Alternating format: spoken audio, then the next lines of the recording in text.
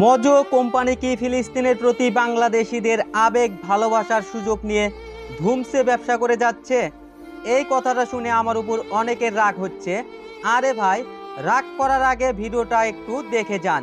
কেন এই কথাটা বললাম? কারণ মজো কোম্পানি ঘোষণা দিয়েছে প্রতিটা মজোর বোতল প্রতি 1 টাকা করে ফিলিস্তিনে ডোনেট করা হবে। কিউআর বারকোড স্ক্যানের মাধ্যমে 1 টাকা করে ফিলিস্তিনে যাবে। আদৌ কি মজো কোম্পানি নিজেদের কথা রাখছে, নাকি শুধুমাত্র নিজেদের ব্যবসা আরও বেশি প্রচারের জন্য মিথ্যার আশ্রয় নিচ্ছে? আমি আজকে 3টা মজো কিনেছি, 3টাতেই স্ক্যান করেছি।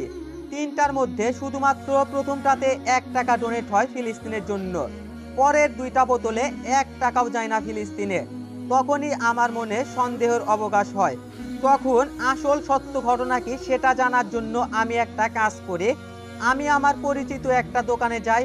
দোকানদারের নাম প্রকাশ করছি না, যেন দোকানদারের কোনো ঝামেলা না হয়। সেই দোকানে গিয়ে 1 কেস মজো নিয়ে বসে পড়ি। একের পর এক স্ক্যান করতে থাকি, কিন্তু দেখি 1 টাকাও ডোনেট বাড়ছে না ফিলিস্তিনের জন্য। আপনারা ভিডিওটা একটু ভালোভাবে খেয়াল করুন। দেখেন, সব বোতল স্ক্যানে সব জায়গায় টাকার পরিমাণ একই দেখাচ্ছে।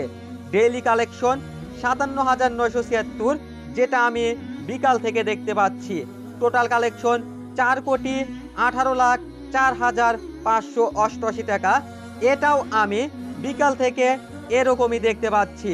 টোটাল ডোনেশন 4 কোটি। এখন আমার প্রশ্ন হলো, মিথ্যার আশ্রয় কে নিচ্ছে?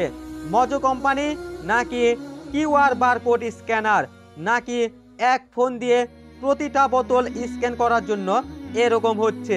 যদি এক ফোন দিয়ে প্রতিটা বোতল স্ক্যান করার জন্য এমন হয়, তবে আমি বলতে চাই, আমি তো প্রতিদিন 3 থেকে 4টা করে মজো কিনি। তাহলে আমার কি ফিলিস্তিনে প্রতি বোতল প্রতি 1 টাকা করে পাঠানোর জন্য প্রতিদিন 3-4টা করে ফোন কিনতে হবে? আপনাদের কি মনে হয়?